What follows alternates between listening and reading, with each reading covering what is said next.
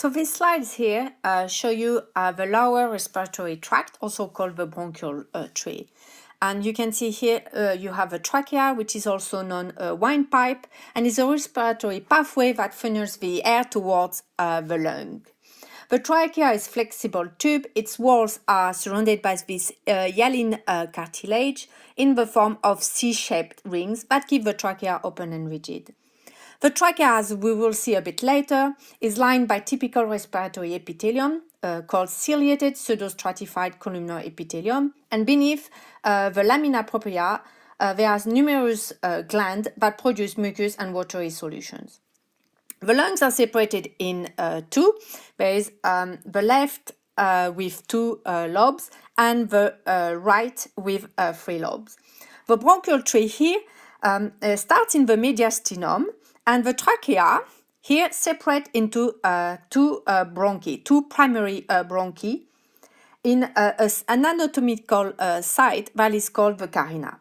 The primary bronchi enters in the middle of the lung in an opening that is called the hilum. So you can also note that at the same entry points, there is also some other structures that can enter in the lungs, such as the pulmonary artery, the veins, and the lymphatic vessels. The primary bronchus here undergo an extensive branching, as you can see here, that gives rise to the bronchiole and the terminal bronchiole. The gaseous exchange occurs in the respiratory bronchiole, here you can see, and it consists of alveolar ducts, alveolar sacs, and alveoli. One being actually an alveolus. This is wrong, so don't consider this. It's a wrong spelling, so it's an alveolus. And note that the gas exchange then takes place across the alveolar surface, as you can see here, with all of the capillaries surrounding the alveoli. In terms of a histology, all of these structures are lined with a different epithelium. So the trachea up to the terminal bronchus is lined with the same respiratory epithelium, which is called the ciliated pseudostratified epithelium. It's called a pseudostratified columnar epithelium, but in fact it's a simple epithelium. But because the nuclei of the different columnar cells are at different levels, then it's giving this false appearance of more than one layer, when actually it's a simple columnar epithelium. The hyaline cartilage rings that I was talking earlier, that surround the trachea, is progressively also replaced by the cartilage plates, and then eventually it will disappear and it will be replaced by smooth muscles, and the submucosal glands also will disappear. So there will be few goblet cells at the level of the bronchiole, and they will be replaced in the respiratory bronchiole by actually cells which are called the Clara cells, and they are non-ciliated. The epithelium of the bronchiole now is composed of a simple ciliated columnar epitheliums, and when the bronchiole actually becomes smaller towards the terminal bronchiole and the respiratory bronchiole, and also the alveolar ducts, then the epithelium now is a simple ciliated cuboidal epithelium, as we will see later in the next slides. The alveolar walls are covered by a squamous, now a simple squamous epithelium that is composed of two major cell types, which are called the type 1 pneumocyte and the type 2 pneumocyte. Here are some illustrations actually coming from perfect cell.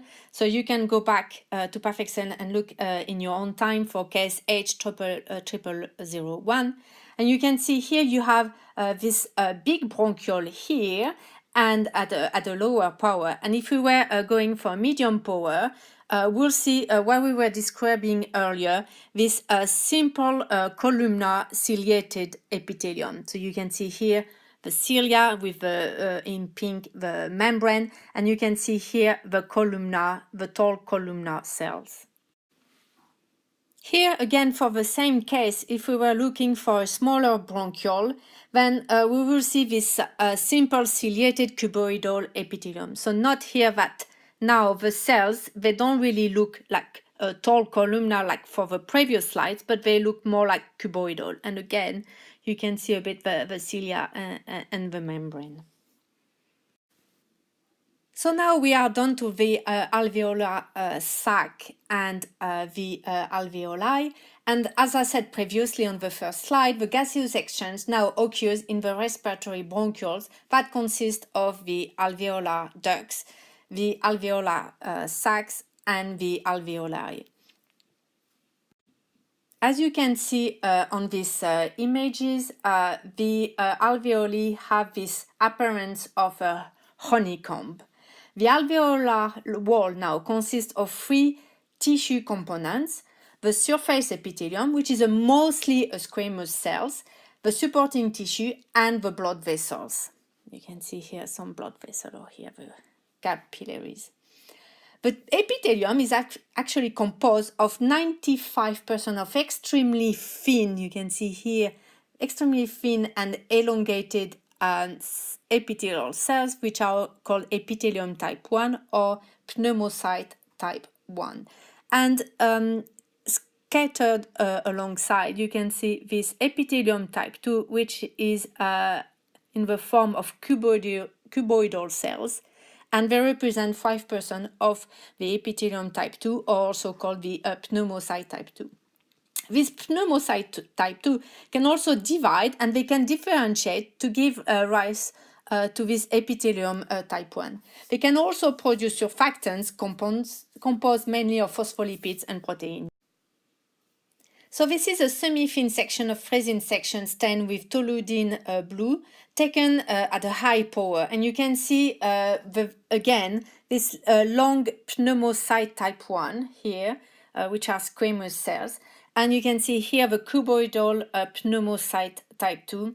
And also you can see some of the red blood cells.